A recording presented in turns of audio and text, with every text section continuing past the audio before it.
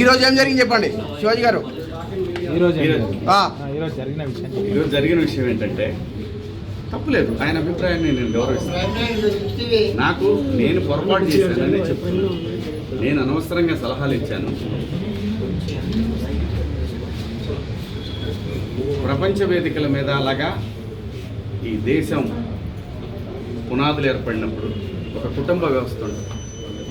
కుటుంబ వ్యవస్థ ఈ ప్రపంచంలో అత్యద్భుతంగా ముందుకు వెళుతున్న ఏకైక వ్యవస్థ భారతదేశం. ఈ భారతదేశంలో ఎవరు ఎలా బతకాలనేది రాజ్యాంగం నిర్దేశిస్తుంది, నేను కాదు. ఒకవేళ ఎవరి హక్కులకైనా భంగం కలిగినప్పుడు దానికి ఇలాంటి వ్యవస్థలు ఉంటాయి. సో నాకు అర్థమైంది ఏంటంటే సలహాలు ఇవ్వటం మానుకోవాలి, సలహాలు ఇవ్వటం, మంచి మాటలు చెప్పటం మానుకోవాలి. ఎవరిదాడికి తెలుసు. ఇక్కడ అదే చెప్తాను. ఒక్క నిమిషం, నేను చెప్పాలనుకుని చెప్పండి. మళ్ళీ అంటే నేను అనేది దీన్ని ఇంతటితో ముగించుదామని, ఈ డిస్కషన్ ఇంతటితో ముగిద్దామని చెప్తున్నా. ఎవరి అభిప్రాయాలు వాళ్ళకి తెలుసు. ఇక్కడ మంచి మాటలు చెప్పాను, చెడ్డ మాటలు చెప్పాను అనే దానికి బ్యారియర్ లేదు. Very clear. నేను వాళ్ళు అడిగిన వాటికి సమాధానాలు ఇచ్చాను. వాళ్ళు మళ్ళీ ఏదన్నా ఉంటే నాకు కాల్ చేస్తూ ఉన్నారు, నాకు మెసేజ్ పంపుతూ ఉన్నారు. నేను అన్నాను, నా వల్ల ఎవరన్నా ఇబ్బంది పడినారని మీకు నేను ఇబ్బంది పెట్టానని మీకు ఎవరన్నా డైరెక్ట్గా వచ్చి కంప్లైంట్ ఇస్తే అప్పుడు కూడా నేను వచ్చి మీకు సమాధానం చెప్తాను మేడం అని చెప్పి వచ్చి ఉంటే ఈ పార్టీకి మీరందరూ నా మీద కూడా. చాలామంది నాకు తెలియదు అనుకుంటారు ఎవరెవరు జూమ్ మీటింగ్లు పెట్టుకున్నారో. పొగుడుతూ ఉన్న నాకు షాకింగ్, ఇంత కుట్ర జరగాలన్నా నా మీద. నేను అన్న పదానికి, ఆ 2 పదాలకి, నేను ఆవేశంలో మాట్లాడిన దానికి నాకు బాగా కావాల్సిన వాళ్ళు కూడా ఇంత కుట్ర చేయాలన్నా నా మీద. నేను మేడం గారు ఆవిడ ఇది ఒక ప్రభుత్వం యొక్క సంస్థ. వ్యవస్థలను గౌరవించకపోతే సమాజం తప్పుడు దారిలో పడుతుంది, అన్రెస్ట్ ఏర్పడుతుంది. ఆవిడ చాలా హుందాగా, చాలా గౌరవంగా ఈ వ్యవస్థను నడిపిస్తూ ఉన్నారు. ఒక బిడ్డకి చెప్పినట్టు చెప్పారు, ఇది ఇలా తప్పు. నేను అడిగింది ఒకటే మేడం గారిని, మేడం గారు మీరు మీ డ్యూటీ చేశారు, మీరు చేసిన దానికి నేను గౌరవంగా నేను వచ్చి ఒక పౌరుడిగా నా బాధ్యత నేను నిర్వహించాను. ఇక్కడ ఇందాక నేను మాట్లాడిన నా కుట్ర విషయం వేరే, మేడం గారి సందర్భంలో జరిగింది వేరే. నన్ను అంతగా అసహించుకోవడానికి, మీరు నా మీద అంత జలసీ రావడానికి ఏమిటమ్మా కారణం? నేనేం తప్పు చేశాను? నా బుద్ధి గడ్డి తిని మీ నాన్న చెప్పడా మీ ఇంట్లో? మీ అమ్మ చెప్పదా మీ ఇంట్లో? అంత ద్వేషం ఎందుకు పెంచుకుంటున్నారు? వినా స్త్రీయ జననం నాస్తి. స్త్రీ లేకపోతే ప్రపంచమే లేదు. అసలు ఈ మానవాళ్ళే లేదు. ఏ మగవాడు కూడా తన ఇంట్లో తన భార్య, తన బిడ్డ, తన అక్క చెల్లెళ్ళు, తన కుటుంబాలు ప్రతి ఒక్కడికి ఉంటాయి. ఇక్కడ ఎవరి మీద దాడి చేస్తున్నారని, ఆ డివిజన్ని తీసుకురావాలని ఎందుకు తహతహలాడిపోతూ ఉన్నారు? అందరి వాదన ఒకటే, స్త్రీని మహాలక్ష్మిలా చూసుకోవాలనుకుంటారు.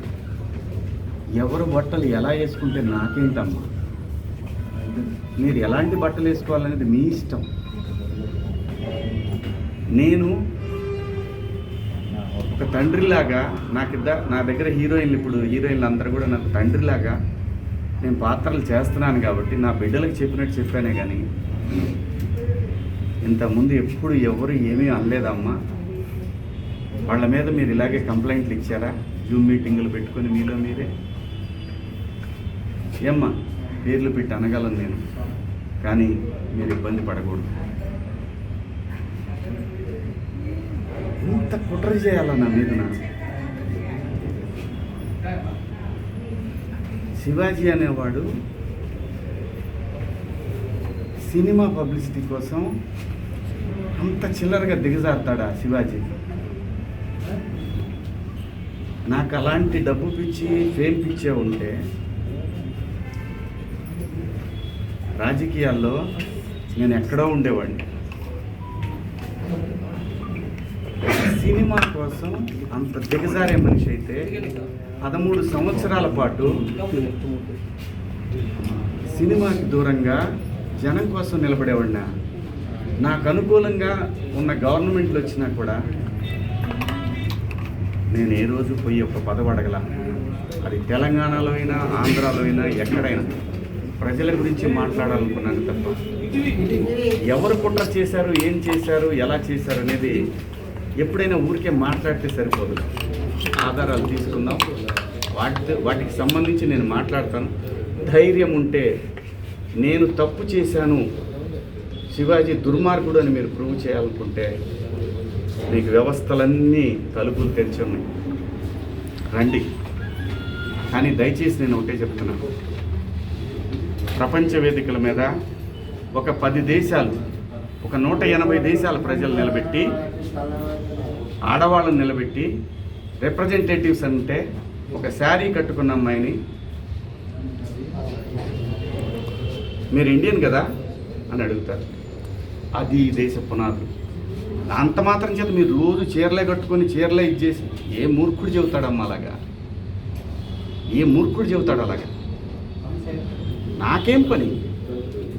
నా బిడ్డలు అనుకొని చెప్పాను తప్ప నాకేం వస్తుందండి? నీకేం అధికారం ఉంది? నాకే అధికారం లేదు, అదే చెప్తున్నా కదండి. మన ఇంట్లో ఆడవాళ్ళు ఉన్నారు, వీళ్ళని కూడా నాకు తెలిసి మొన్న కూడా అది క్రేజీలో జరిగిన ఇన్సిడెంట్. ఒక ఆర్టిస్టులు కనపడ్డప్పుడు జనాలు పిల్లలు ఏవైతే నచ్చలేదో వాటికి నేను క్షమాపణ చెప్పాను. నేను ఇచ్చిన స్టేట్మెంట్ అలాగే ఉంది కదా, దాన్ని నేను వెనక్కి తీసుకునేది ఆగుతుందా? కాదు కదా. నేను మంచి చెప్పటం తప్పు అనేది నాకు అర్థమైంది. మీకు సోషల్ మీడియాలో విపరీతమైనటువంటి సపోర్ట్ కూడా ఉంది కదా. ఏమవుతుందంటే ఎవరినో పొగిడిన తర్వాత ఇంకా ఎవరినో విమర్శించినట్టు అవుతుంది. కాబట్టి ఈ విషయాన్ని ఇంతటితో వదిలేద్దాం. దయచేసి అందరూ కూడా ఎవరి అంతరాత్మలకు వాళ్ళకి తెలుసు ఏం జరుగుతుందనేది. అందరి అభిప్రాయాలను గౌరవిద్దాం.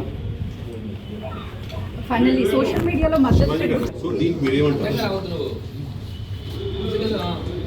నేను అవకాశం ఇచ్చానండి, కొంతమంది మాట్లాడే అవకాశం ఇచ్చాను. నాకు అర్థమైంది ఏంటంటే నువ్వెంత నీ బతుకెంత అంటున్నారు. అంటే ఇప్పుడు మీరు చెప్పిన దాంట్లో కూడా నా మీద అంత నా వెనకాలే ఉండి నా మీద కుట్ర చేశారన్నారు కదా. అదే నేను అనేది. నేను ఎవరికి భయపడి అంటే మీకు బాధగా అనిపిస్తుందా? నేను బతుకు తెరికి వచ్చేవాడిని, ఇక్కడ కాకపోతే కష్టపడేవాడిని, ఇంకో చోట పోయి బతుకుతా. అంతేగాని ఆత్మాభిమానం చంపుకొని ఎవడికో భయపడి, ఎవడో బెదిరిస్తే, ఎవడో వార్నింగ్లు ఇస్తే భయపడే రకాన్ని కాదు. అంత మాత్రం చేత వ్యవస్థలను గౌరవించకుండా, నేనుంటున్న పరిశ్రమను గౌరవించకుండా అంత విలువలు లేని బతుకు నేనైతే బతకట్లేదు. నాగబాబు కూడా కామెంట్ చేశారు, ఎలాంటి డ్రెస్సులు వేసుకోవాలి అనేది శివాజీ ఎలా డిసైడ్ చేస్తారు ఎవరి రోల్స్ అయినా తగ్గించే అవకాశం ఉంటుందని మీరు అనుకోవచ్చు. నా చూడండి, నాకు భగవంతుడు ఈ జన్మలో నటుడిగా బతుకమని ఇచ్చాడు. బతికే బతుకులో సమాజానికి ఉపయోగపడే విధంగా బతుకమని చెప్పాడు. నేను అలాగే బతుకుతున్నా. అన్నిటికీ ప్రతి ఒక్క దానికి గుర్తుపెట్టుకోండి, కాలం కర్మ అన్నిటికీ సమాధానం చెప్తుంది. నేను ఒకటే చెప్తున్నా, నా వెనకాల అంత కుట్ర చేయాల్సిన అవసరం లేదు. నాకు ఈ సినిమా కాకపోతే నేను రైతు కొడుకుని, నాకు 30 ఎకరాల పొలం ఉంది, వెళ్ళి బతుకుతా. కానీ భయపడే రకాన్ని మాత్రం ఎప్పటికీ కాదు. ఇది పొగరు కాదు, ఇది నా ఆత్మాభిమానం. ఇది నా ఆత్మ.